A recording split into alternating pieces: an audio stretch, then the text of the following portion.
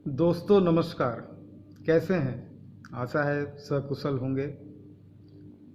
आज का विषय जो है सो कल की घटनाओं पर आधारित है। अब देखिए, अब मूड बहुत अच्छा रहता है। अब डर भय तो ख़त्म हो गया। अब बैंक की धमकी उमकी का कोई असर अब नहीं पड़ता है। अब कोर्ट कचहरी आते जाते मतलब काम धंधा बंद। एक एमएसएमई जिसको अपना फैक्ट्री चलाना चाहिए था, पूरा ध्यान उसको अपने फैक्ट्री को चलाने पे लगाना चाहिए था, उसको बैंक ने क्या किया, कोर्ट में उतार दिया। कोर्ट कचहरी में दौड़ रहे हैं, वकील साहब के पास बैठे हुए हैं घंटों, मतलब दिन दिन भर, मतलब काम धंधा सब खत्म। पटना में बाढ़ आया, उसका इंश्योरेंस बताइए, थोड़ा सा सोचिए। चलिए हटाइए एक मिनट, अभी इस विषय पे आने के पहले थोड़ा सा मैं आप सब लोगों का धन्यवाद करना चाहूँगा। कल काफ़ी अच्छे अच्छे कमेंट्स मिले मुझे मेरे व्हाट्सएप में। मतलब ऐसा ऐसा कमेंट्स कि आंख में आंसू आ जाता है पढ़ने के बाद। मतलब लोग इतना मेरा साथ दे रहे हैं, इसके लिए आप सभी का बहुत बहुत धन्यवाद। नाम नहीं लेने के, बिना नाम लिए कुछ लोगों के बारे में बताना चाहूँगा। एक पंखा की जाली के मैन्युफैक्चरर हैं, नाम नहीं लूँगा, काफ़ी अच्छा कर रहे हैं बिहारी, दिल्ली में बस गए हैं अपने पिताजी के साथ। मैं जब उनके कारखाने को विजिट किया था, देख के बहुत खुशी होता है कि चलो कोई अपने राज्य का व्यक्ति इतना अच्छा कर रहा है। चाइना से एक मशीन लाए, बाहर से मशीन लाके काम करना और बड़ी बड़ी कंपनियों में सामान देना।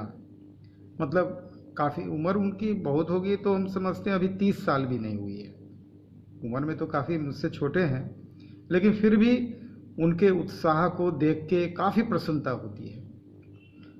कल वो मेरे साथ व्हाट्सएप पे चैटिंग कर रहे थे। मैंने हर तरह से मेरी मदद करने के लिए वो अपने आप को तैयार रखे हुए थे। लेकिन मैं अभी किसी प्रकार का, मैं अपनी लड़ाई को खुद लड़ना चाहता हूँ। इसलिए कि देखिए, अभी क्या है, समस्या सबसे बड़ा है ये दो बैंक का लफड़ा लगा हुआ है। अभी जब तक मानसिक रूप से कोई एंटरप्रेन्योर स्वस्थ नहीं होगा, वो अपना प्रोडक्शन नहीं कर पाएगा। प्रोडक्शन करना ही अपने आप में, चूँकि मेरा काम थोड़ा अलग हटके होता है, जो सभी करते हैं वो मैं नहीं करता हूँ। इसीलिए मेरे प्रोडक्ट्स पे एक स्लोगन आप देखेंगे, अगर आप देखिएगा यूट्यूब के, एक पंखे के डब्बे का भी वीडियो मिल जाएगा इसमें। उसके डब्बे के ऊपर में हम लिखे हुए हैं कि हम नई राह दिखाते हैं, जो सब करते हैं वो मैं नहीं करता। मेरे पंखे का डब्बा ही बिल्कुल अलग तरीके का है, छोटा है साइज़ में। मतलब अभी आज मैंने वो चर्चा, अलग विषय है।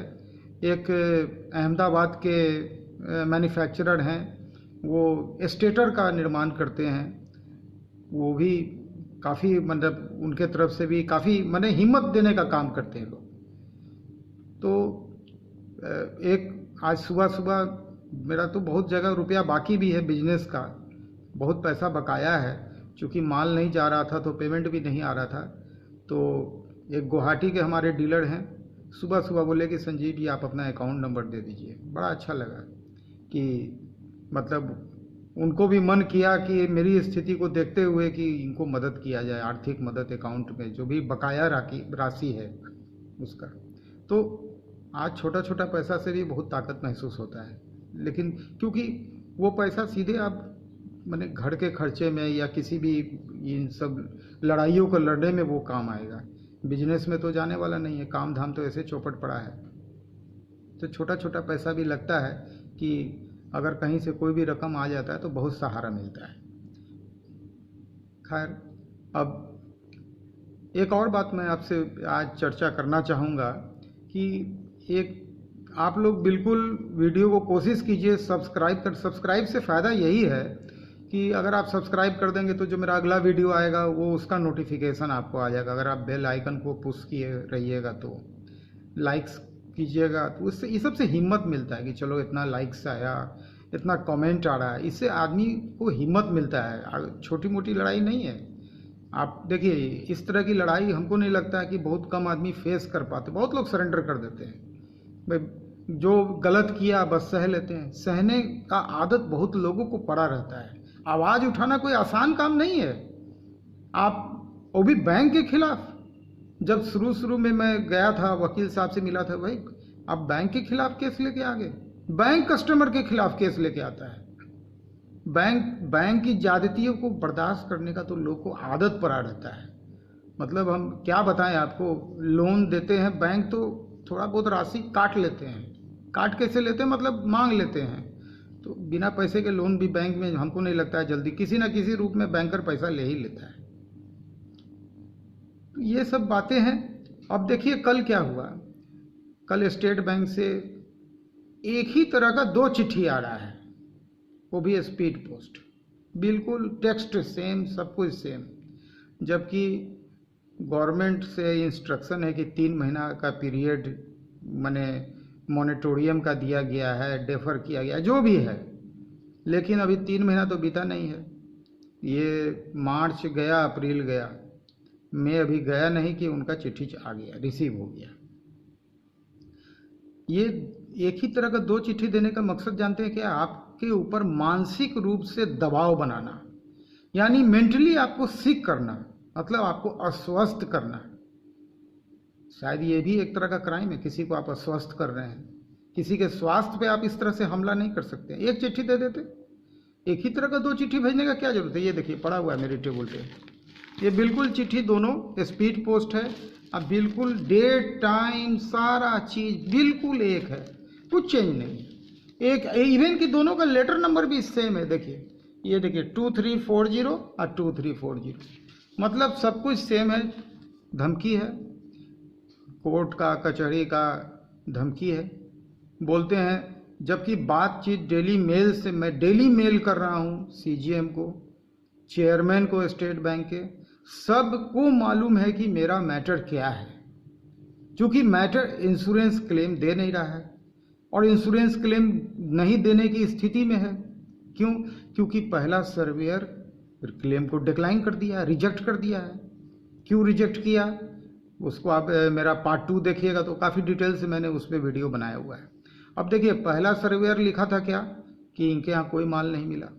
जब बैंक ने दूसरी दफ़ा सर्वे कंडक्ट कराया तो 6-6.5 लाख का खराब माल, 6 लाख का अच्छा माल मिला। उस सर्वेयर का रिपोर्ट का मैंने फ़ोटो ले लिया था मोबाइल से। उसको जब बैंक में अभी हाल फिलहाल 4-5 दिन पहले मैंने मेल पे उस रिपोर्ट की कॉपी को भी अटैच कर दिया। अब उसके बाद से इन लोग की हालत खराब। अब उसके बाद ये लोग क्या कर रहे हैं, अब इस मैटर को, अब मेरे ऊपर ये चिट्ठी आया है क्योंकि इनको रिजॉल्व नहीं करना है, मेरे काम को शुरू नहीं करना है। इंश्योरेंस में आदमी प्रीमियम क्यों देता है? 1 लाख रुपए अब तक मैं प्रीमियम दे चुका हूं। 2012 से लेके 2020 तक मेरे खाता से 1 लाख तो कम ही मैं बोल रहा हूँ, इससे बहुत ज़्यादा तो देखने की चीज़ है, जांच का विषय है। मैं बहुत ज़्यादा प्रीमियम दे चुका हूँ, आज तक ज़रूरत नहीं पड़ा था, फर्स्ट टाइम ज़रूरत पड़ा। और कभी इंश्योरेंस के साथ लफड़ा नहीं लगा था। जैसे मेरे वो भुवनेश्वर वाले क्लाइंट बता रहे थे, क्योंकि हर साल उन लोग को तूफान आता है, बर्बादी होता है, तो वो लोग इससे यूज टू हैं, अब वो लोग एकदम अभ्यस्त हैं। बड़ा उनका तो डिटेल वीडियो बड़ा लंबा था, मैंने 2 मिनट का वो छोटा सा अंश डाला है, क्योंकि पूरी वीडियो में कई सारे वो अपशब्दों का भी इस्तेमाल किए, तो मैं उस वीडियो को नहीं पोस्ट कर सका क्योंकि वो सब अच्छा नहीं है। इसीलिए मैंने शुद्ध जो पार्ट था थोड़ा सा 2 मिनट का मैंने क्लिपिंग डाला है, वो आप चाहें तो मेरे चैनल पे जाके आप देख सकते हैं, उसको इंश्योरेंस करके है 2 मिनट का वीडियो। तो देखिए सबसे बड़ी बात है कि किसी भी तरह से अभी बैंक, ये एक मेरी कहानी नहीं है, ये कहानियाँ बहुत लोग के साथ होने वाली है। क्योंकि बैंक ने लोन को डेफर किया है 3 महीना के लिए, हो सकता है 3 महीना के लिए और डेफर हो जाए। डेफर होने का मतलब ये नहीं है कि लोन आपका माफ़ हो गया, वो इंटरेस्ट उतना पीरियड का माफ़ हो गया। और ज़रूरी नहीं, आपका सीजनल बिजनेस जब जाता है तो पूरा साल भर का कमाई चला जाता है। और जब लड़के हाथ से निकल जाते हैं, काम करने वाले वर्कर्स जब हाथ से चले जाते हैं, तो एक एक वर्कर्स को कितना ट्रेनिंग देने के बाद उसको स्किल किया जाता है। हम लोग क्या है, हम लोग अपने आप में एक इंस्टीट्यूट होते हैं, जो छोटे छोटे हम लोग जो MSME हैं, यहाँ से हम लोग एकदम रॉ हैंड को ट्रेनिंग देना स्टार्ट करते हैं। जो लोग कभी काम नहीं किया होता है वो लोग हमारे यहाँ सबसे पहले आते हैं काम सीखने के लिए। हम लोग उनको काम सिखाते हैं शुरू से, ये सामान ऐसे बनेगा। कई सामान बर्बाद, उसमें बर्बादी बहुत होती है। हम लोग सारे बर्बादी को बर्दाश्त करते हैं और उनको क्या करते हैं, ट्रेनिंग देने का काम करते हैं। जब वो लोग थोड़ा ट्रेंड हो जाते हैं तो वो क्या होता है, हमसे बड़े इकाई में वो चले जाते हैं, तो उनको उनके यहाँ बर्बादी नहीं होता है। ये सब कुछ हम लोग झेलते हैं। किसी भी चीज़ को सीखने में बर्बादी होता है, और जब आदमी सीख जाता है तो बर्बाद नहीं होता है। जाहिर सी बात है, मशीन चलाते के समय बहुत कॉपर बर्बाद होता है, इधर तोड़ेगा उधर तोड़ेगा, कभी कभी मशीन भी तोड़ देगा, वो खर्चा भी बर्दाश्त करो, ब्रेकडाउन भी होता है। हम लोग बहुत कुछ झेलते हैं। हम लोग बहुत छोटी एमएसएमई है, बहुत छोटी। तो आज हम लोग के डेट में स्किल्ड वर्कर जो हम लोग सिखा सिखा के स्किल्ड वर्कर बनाते हैं, साल 2 साल में वो लड़का जब ट्रेंड होता है और तब प्रोडक्शन, तब उससे 2 पैसा कमाने का मौका मिलता है, तब कमाई दिखता है। नहीं तो उसके पहले तक तो खाली पता चल रहा है कि नुकसान हो रहा है या ले दे के बराबर हो रहा है। और रेट आप ज़्यादा नहीं रख सकते हैं। रेट आप ऊपर रखिएगा तो फिर ऊपर से कंपटीशन में बहुत लोग खड़े हैं, तो रेट भी आपको नीचे रखना है। ज़्यादा आपको बर्बादी भी झेलना है, लॉस ज़्यादा बेयर करना है, मुनाफा भी कम रखना है। ये दोनों चीज़ को आप बर्दाश्त कीजिएगा तभी आप थोड़ा सर्वाइव कर पाइएगा। तो मेरे सर्वाइव करने का बिजनेस में सब दिन से एक ही कारण, क्या, एक ही प्रिंसिपल, मुनाफा कम से कम और ज़्यादा से ज़्यादा कस्टमर तक पहुंचना। मुनाफा कम रखेंगे, कीमत कम होगा। कीमत जब कम होगा तो जाहिर सी बात है कस्टमर ज़्यादा होगा। इसलिए कि मास पीपुल तो पहले रेट पूछता है तब सामान देखता है, उसकी क्वालिटी वगैरह से उनको मतलब नहीं होता है। आप क्वालिटी दे रहे हैं तो आपका गारंटी अच्छा रहेगा, रिप्लेसमेंट रिजेक्शन कम आएगा, वो आपका फायदा है। ग्राहक को उससे मतलब नहीं है। ग्राहक देखता है गारंटी क्या है, 2 साल, चलो ठीक है 2 साल का पंखा है, दाम सर कम से कम। आप क्वालिटी बढ़ाइए, आप अपना जो करना है वो आप कीजिए, वो आपका सरदर्द है। ग्राहक को पहले पैसा दिखता है, उसके बाद ही कुछ दिखता है। तो सबसे बड़ी बात है कि ये जो, अब देखिए अब होगा क्या, अब ये धमकी वाला चिट्ठी है, इसमें कोर्ट कचहरी सबका धमकी भरा हुआ है। 2 पन्ने का एकदम मज़ेदार चिट्ठी है इंग्लिश में। सबको पढ़ने के बाद अब आप हिल जाएंगे। हम तो चूंकि जो आदमी कोर्ट कचहरी फेस किया, एक कोर्ट ने कॉग्निजेंस लिया, दूसरे कोर्ट में जब आईसीआईसी बैंक वाले गए अपील लेके कॉग्निजेंस के खिलाफ, तो ऊपरी जो सेशन कोर्ट है, सेशन कोर्ट ने उनकी अपील को खारिज कर दिया। तो ये कितनी बड़ी उपलब्धि है अपने आप में। सेशन कोर्ट ने उनके अपील को खारिज कर दिया। मैं एक मामूली आदमी, क्या छोटा सा पैसे, बैंक प्राइवेट बैंक है, आके धमकी, जब मैंने लिखा हुआ है सब कुछ, मैंने कोर्ट में लिखित दिया हुआ है। जब उनके बड़े ऑफिसर कलेक्शन के जो हेड आए थे, 3 स्टेट के हेड थे, बोले थे वर्मा जी हम लोग के आगे आप नहीं टिकिएगा, हम लोग प्राइवेट बैंक है, पैसे से बहुत मजबूत हैं, आपके पास क्या पैसा रहेगा, हम लोग पैसे से सब काम कर सकते हैं। मेरे बाबूजी बोले, मैं तो सोचा था कि 1.5-2 घंटा धमकी दिए थे। मेरा शुगर भी उस समय डाउन हो गया था। एक तो वो खाने के समय आ गए थे, और डायबिटिक पेशेंट को अगर टाइमली भोजन नहीं मिले तो उसका शुगर गिरने लगता है। तो वो अपना 2 घंटा तक मेरे फादर मदर को भी धमकाए, हमको भी बहुत धमकाए थे। और मेरा शुगर भी हाइपोग्लिसीमिया जिसको बोलते हैं उसका शिकार हो गया था। 70 चला गया था शुगर, मतलब देह हाथ एकदम कांपने लगेगा। अब जो भी कोई शुगर के पेशेंट होंगे तो वो इस बात को जानते होंगे कि जब शुगर नील की तरफ जाने लगता है, 70 तो बहुत कम हो जाता है।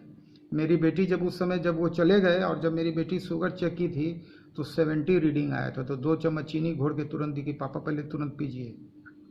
मैं उस समय, मेरा जब शुगर संभला तो मेरा पहला ही मन था कि पहले थाना में जाके इस बात का एफआईआर करूं। लेकिन मेरे माता पिता ओल्ड एज में बहुत घबरा गए थे, वो मेरा हाथ रोक लिए कि बोल के गया है कि हम लोग पैसा से बहुत मजबूत हैं, तुम कहाँ कहाँ जाओगे, तुम पैसा दे सकोगे कहीं पे।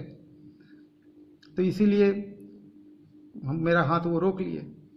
लेकिन फिर 10-15 दिन के बाद हिम्मत जुटा के कुछ लोगों को जब मैं बोला इस बातों को, तो वो लोग बोले कि आप कोर्ट में जाइए। मैंने सब तरफ बैंकिंग ओम्बुड्समैन में, कोई फ़ायदा नहीं होता है। बैंकिंग ओम्बुड्समैन में मैंने जब इसको अप्रोच किया था तो हुआ क्या, बैंकिंग ओम्बुड्समैन बोला कि आप जो लिख के दीजिएगा हम आईसीआईसी बैंक को भेजेंगे, आईसीआईसी बैंक जो जवाब देगा वो आपको भेजेंगे। मतलब वो एक डाकिया की तरह काम करेंगे। मतलब उनका अपना कोई डिसीजन नहीं होगा। और एट लास्ट वो क्या डिसीजन दिए कि आप सिविल कोर्ट में जाइए। तो बैंकिंग ओम्बुड्समैन में 2 महीना तो समय बर्बाद हो गया। 2 महीना का टाइम बैंकिंग ओम्बुड्समैन में गया, और बैंकिंग ओम्बुड्समैन पहले कंप्लेन भी नहीं लिया था, पहले बोला था बैंक को आप अप्रोच कीजिए। 2 महीना बैंक ले लिया था शुरू में, जब बैंक को मैंने मेल पे मेल, चिट्ठी पे चिट्ठी दिया, कोई सुनवाई नहीं हुआ। तो 2 महीना के बाद बैंकिंग ओम्बुड्समैन में मैंने गया, वहाँ भी 2 महीना गुजरे, मैं 4 महीना पहले ऐसे निकल गया। उसके बाद फिर कोर्ट में कदम मैंने रखा। कोर्ट में कदम रखना, जो कभी कोर्ट कचहरी ना किया हो उसके लिए तो खैर बहुत बड़ी बात है। कोर्ट का खर्चा, कोर्ट में कदम रखना, और कोर्ट में डेट पे डेट पता चलता है आज कोर्ट में छुट्टी हो गया, वजह कोई भी हो सकता है। जब आपका डेट होगा, अब पता चला कि 1 महीना बाद तो डेट आया था, फिर 1 महीना का डेट लग गया, अब आप बैठे हुए हैं। तो ये आसान काम नहीं है। और इधर बैंक वाले धमकी पे धमकी चालू रखते हैं, वो अपना नहीं रुकते हैं, वो अपने कार्रवाई और अपने काम को नहीं रोकेंगे। कलकत्ता से फ़ोन आएगा, पटना से फ़ोन आएगा, सिलसिला आदमी आएगा, धमकाने का कोशिश करेगा, माने मानसिक रूप से आपको कमज़ोर करते चला जाएगा, करते चला जाएगा, करते चला जाएगा। कई लोग इसी में सुसाइड कमिट करते हैं, जो लोग नहीं सहन कर सकते हैं। ज़िंदगी में ये सब चीज़ बहुत कम आदमी होता है सहन कर सकता है, बहुत लोग नहीं सहन कर सकते। मास पीपुल जनरली लोग गिव अप कर जाते हैं, लेकिन मैं भी गिव अप कर जाता है, लेकिन कहीं ना कहीं से हिम्मत आया, और हिम्मत आया तो मैंने सोचिए कि मैं मामूली आदमी, या मुझे कोर्ट से राहत, कम बड़ा बात नहीं है। एक राहत नहीं, एक नहीं, 3 बार राहत। पहला राहत क्या, कॉग्निजेंस हुआ, इसलिए कि कोर्ट में कॉग्निजेंस भी केस में ले लेना जज साहब को, ये बहुत बड़ी बात होती है। जज साहब ऐसे, वो भी क्रिमिनल केस में, मैं सारा एक्ट जो है सो क्रिमिनल एक्ट लगा हुआ है इन लोगों के ऊपर। और 1-2 एक्यूज्ड नहीं है, बैंक के 9 एक्यूज्ड हैं, टोटल 9 एक्यूज्ड हैं। बॉम्बे के भी एक हैं, 2 कलकत्ता के हेड हैं, और बाकी सब पटना के एक्यूज्ड हैं। टोटल 9 एक्यूज्ड के ऊपर में 420, 468, और चूंकि ग्रुप में ये इन्होंने क्राइम कंडक्ट किया है तो सेक्शन 34 भी लगा हुआ है, और एक शायद 506 है, वो देखना पड़ेगा क्या है। अब तो हमको धीरे धीरे बहुत यूट्यूब में हर एक्ट को देखते देखते, कोर्ट कचहरी, यूट्यूब से बहुत नॉलेज मिलता है। जो पूछिए, लोग के वीडियो को देख के कहीं ना कहीं से आदमी को इंस्पिरेशन मिलता है। आज सुबह में मेरे अहमदाबाद के मित्र लिख रहे थे, जो स्टेटर के मैन्युफैक्चरर हैं, उन्होंने मेरा वीडियो का पार्ट 3 देखा सुबह सुबह। वो लिखे कि आपके वीडियो से काफ़ी इंस्पिरेशन मिला। तो चलिए, मैंने मेरा वीडियो बनाने का उद्देश्य क्या है? मेरा उद्देश्य यही है कि मेरे, देखिए यूट्यूब से पैसा कोई खास नहीं आता उसके। देखिए 700-800 व्यूज़ हम देख रहे हैं, 800 के करीब व्यूज़ हो गया है पार्ट 1 का, और पेमेंट में जाके देख रहे हैं तो 4 रुपया है। उसके पीछे मुख्य वजह जानते हैं क्या है? पता चला, बहुत डीप में गया तो यूट्यूब में जो लोग स्किप कर देते हैं ऐड को, मैक्सिमम पीपल स्किप कर देते हैं। स्किप करने से यूट्यूब में पेमेंट नहीं आता है, व्यूज़ से पेमेंट बहुत कम। मतलब अगर मिलियंस में व्यूज़ आएगा तो हो सकता है 5-10 हज़ार रुपया हाथ में आ जाए। तो उसके लिए सब्सक्राइबर भी उतना होना चाहिए। मेरा क्या है, 6,600 के आसपास में सब्सक्राइबर है, इसलिए कि 700 लोग वीडियो देखे, सब्सक्राइब किए हैं मुश्किल से, हम देख रहे हैं। जब डिटेल एनालिसिस का जो रिपोर्ट सब यूट्यूब का आता है, उसमें जाके देखिएगा तो 25-30 लोग ही सिर्फ सब्सक्राइब किए हुए हैं। इसीलिए मैं फिर आपसे पुनः निवेदन करूंगा, हाथ जोड़ के, 2 चीज़ कीजिए। हम आपसे कोई पैसा नहीं मांग रहे हैं, हमको पैसा नहीं चाहिए, लेकिन दूसरे तरह से आप मेरी मदद कर सकते हैं। ऐड को स्किप मत कीजिए, हो सकता है 2 पैसा उससे ज़्यादा आ जाए। ऐड को देख लीजिए, मेरे नाम पे झेल जाइए ऐड को 2 मिनट के लिए। 2 मिनट का ऐड नहीं होता है, 10-15 सेकंड का छोटा ऐड आता है, उसको देख लीजिए और पूरा वीडियो देखिए। कोशिश कीजिए समय निकाल के। मेरा वीडियो जानते हैं, मोबाइल जब तक चलता है तभी तक वीडियो बनता है। अब मेरा मोबाइल वो 30-32 मिनट 33 मिनट में जाके खुद ही हीट होकर बंद हो जाता है। तो इसीलिए वीडियो देखने के लिए धन्यवाद वाला बात मैं अभी ही बोल देता हूँ कि इस वीडियो को देखने के लिए आपका बहुत बहुत धन्यवाद। इसलिए कि जो मेरे पार्ट 2 में हुआ वो बाकी के पार्ट में ना हो। अब मैं संभल गया हूँ, पहले ही मैं आप लोगों को धन्यवाद दे देता हूँ। आप लोग कम से कम मेरा साथ दे रहे हैं।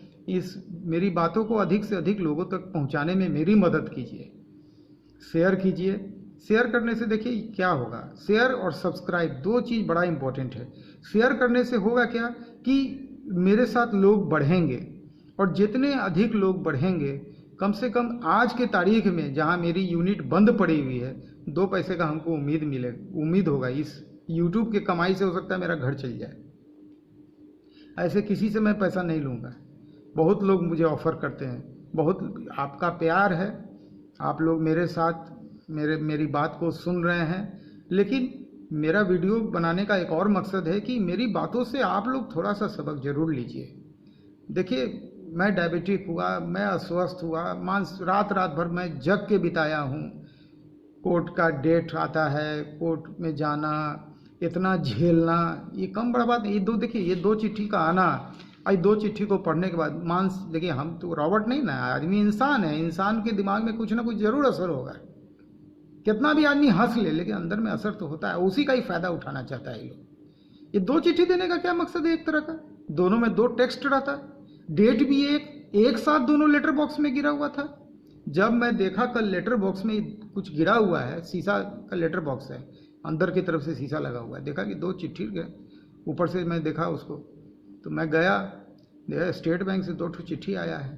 सीधे पहले गया और आयरन स्टार्ट किया, कपड़ा प्रेस करने का आयरन ऑन किया, और पहले लिफाफा के ऊपर में एक पेपर, प्लेन जो पेपर होता है कंप्यूटर का, वो पेपर डाला उसके ऊपर, और उसको पहले आयरन दोनों साइड से किया।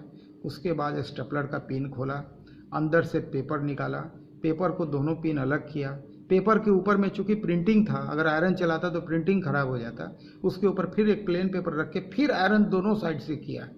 इस तरह से दोनों पत्र के दोनों लिफाफ को और अंदर से निकले चारों पेपर को अलग अलग करके पेपर रख के पहले मैं आयरन इसलिए किया कि जो भी वायरस इसमें अगर आया हो, क्योंकि चिट्ठी आया है, कई हाथों से आया होगा, 30 तारीख का चिट्ठी आ रहा है, 6 तारीख को, लोकल पटना का बात है, वो भी स्पीड पोस्ट आ रहा है। तो असल में ये लोग क्या करते हैं कि बैक डेट में चिट्ठी देते हैं, और उसके बाद डिस्पैच, स्पीड पोस्ट क्या है, 1 दिन 2 दिन बहुत मैक्सिमम, उससे ज़्यादा नहीं। तो 30 तारीख का चिट्ठी 30 तारीख के बाद 31 तारीख आया, 30 को डिस्पैच दिखा रहा है, इनके लेटर में, मोहर में डिस्पैच नहीं दिखा रहा है। तो असल में ये लोग बैक डेट में लिख के, जो भी हो उससे मतलब नहीं है, वायरस किसी भी प्रकार का चिट्ठी में न रहे, इसके लिए मैंने चिट्ठी तो छोड़ दीजिए, इवन कि अगर आप बाहर में ख़रीदारी भी करने जा रहे हैं तो जो पैसा रिफंड आपको आ रहा है, नोट आ रहा है, उसको भी बिल्कुल अलग रखिए पॉकेट में, उसको वॉलेट में नहीं डालिए, और जो पैसा खर्च करना है उसको वॉलेट से निकाल के अलग से पॉकेट में रख के जाइए, और उसको घर आके उसके ऊपर पेपर रख के पहले उसको आयरन कर दीजिए। आयरन करने से होगा क्या कि हीट से, चूँकि आयरन का हीट तो बहुत अधिक होता है, जो भी वायरस होगा ख़त्म हो जाएगा, और नोट को कोई नुकसान नहीं पहुँचेगा, क्योंकि उसके ऊपर आप पेपर रख के जब आयरन करेंगे तो कोई नुकसान नहीं होगा। डायरेक्ट आयरन कर दीजिएगा तो हो सकता है नोट में उसका जो बीच का जो रहता है चमकने वाला, वो कहीं चिपक जाए, खराब हो जाए, नोट को किसी प्रकार का नुकसान पहुँचे। वायरस को भी घर में नहीं लाना है, और खुद को भी बचाना है, परिवार में बुजुर्गों को बचाना है।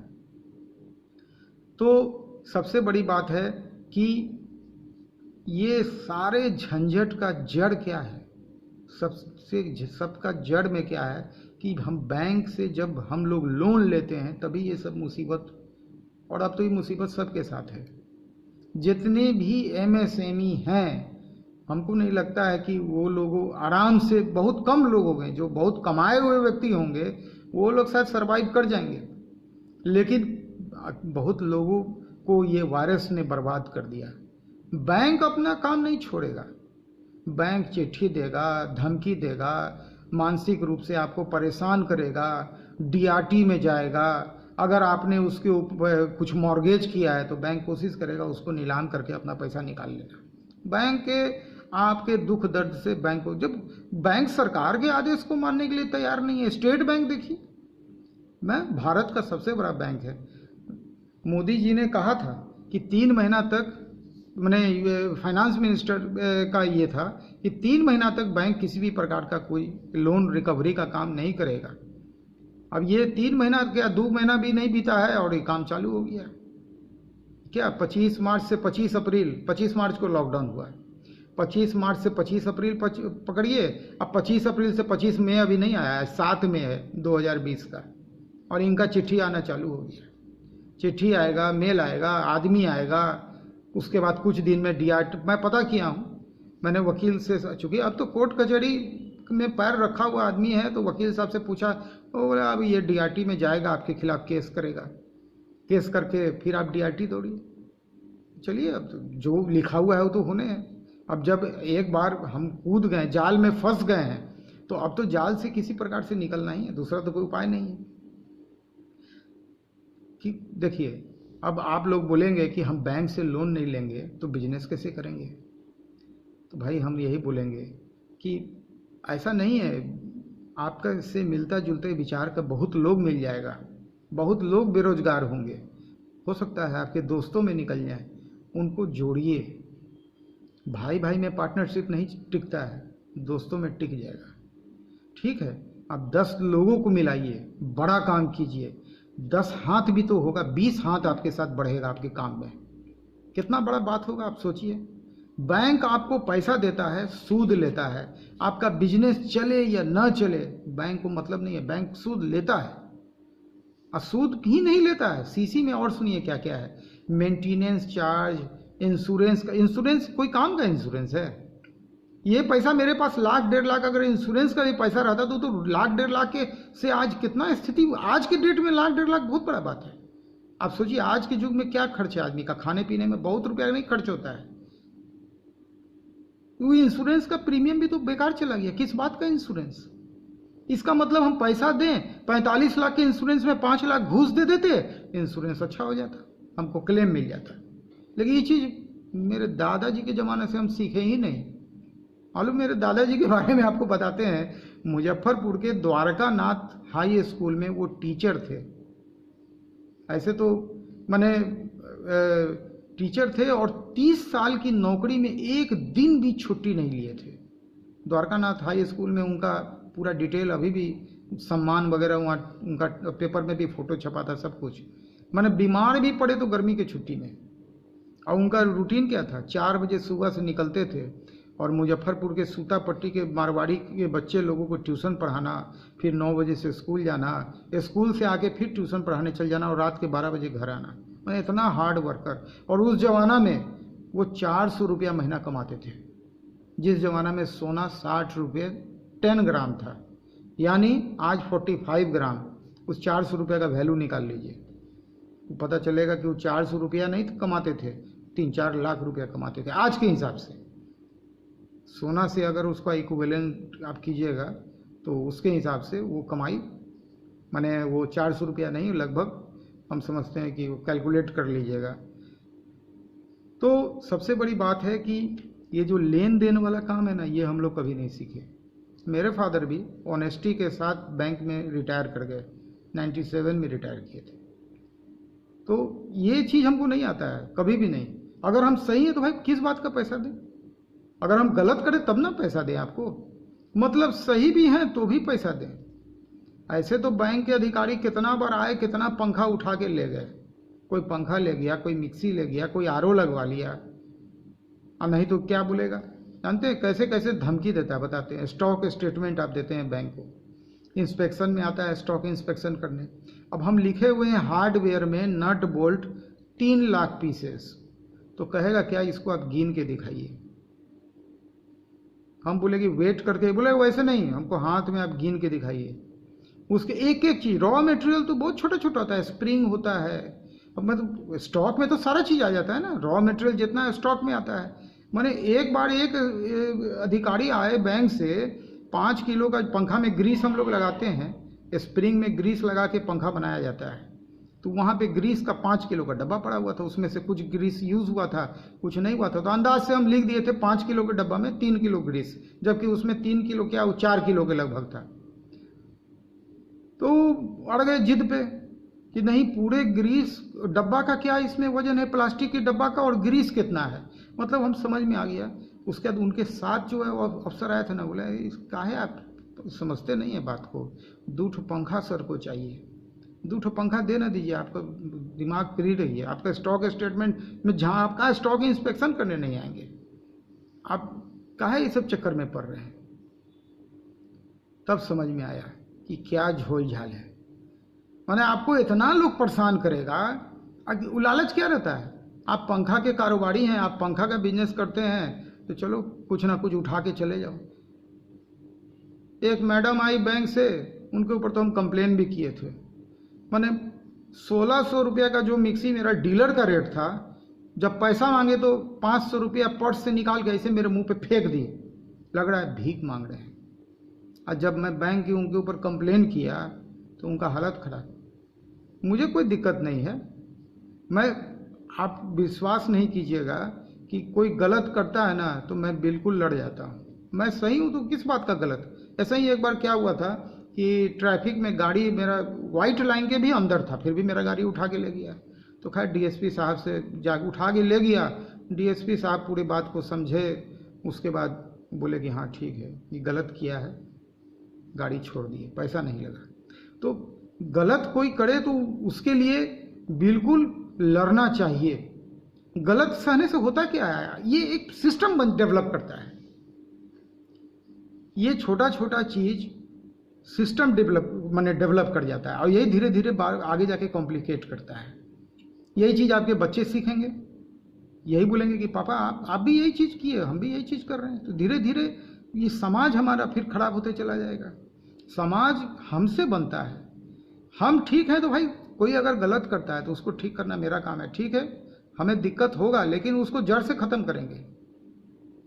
आज जो भी हो रहा है मेरे साथ, ये लोग जितने लोग, ठीक है मेरा 3 एपिसोड, अभी ये चौथा मेरा वीडियो अपलोड होगा, कम से कम 1000 आदमी अगर देखे होंगे तो 1000 लोग कम से कम समझेंगे ना। 1000 में 500 आदमी को समझ में आएगा कि हाँ ये चीज क्या, आगे से वो समझेंगे कि बैंक के लोन के बाद आफ्टर इफेक्ट क्या होता है, तो बचेंगे बैंक के लोन लेने से। आपस में मिल के काम कीजिए, बैंक के लोन से चिंता मुक्त रहिए। इसलिए कि बैंक कुछ भी होगा सो अब गलत सही किसी भी तरह से आपको लपेटने का कोशिश करेगा। बस उन लोग को अपना टारगेट पूरा करना रहता है। आईसीआईसी बैंक के जो यहाँ के हेड थे, उनके टेबल पे लिखा हुआ था बोर्ड में, चेंबर में, मिशन 75 करोड़, फोटो है मेरे पास, मोबाइल से हम खींच के रख लिए थे। उन्हें 75 करोड़ का टारगेट उनको पूरा करना था। उसे ही मिशन कंप्लीट करने में लग रहा है कि वार हो रहा है। मिशन 75 करोड़, क्या क्या हाल है। चलिए आज हम देख रहे हैं कि अभी 32 मिनट 42 सेकंड हो गया है, हो सकता है अभी 33 मिनट बंद हो जाए। इसीलिए आप लोग से निवेदन है, पहले तो वीडियो देखने के लिए अंत तक बहुत बहुत धन्यवाद। कोशिश कीजिएगा विज्ञापन को स्किप मत कीजिएगा, विज्ञापन देख लीजिएगा, कम से कम मेरे लिए देख लीजिएगा। जिन लोगों का बहुत मिलियंस में व्यूज़ है उनका स्किप कर दीजिएगा, मेरा व्यूज़ देख लीजिएगा, कम से कम मेरे लिए स्किप मत कीजिएगा। सब्सक्राइब कीजिए, ज़रूर सब्सक्राइब कीजिए, शेयर कीजिए, लाइक कीजिए और कमेंट जरूर कीजिए। ठीक है, बहुत बहुत धन्यवाद।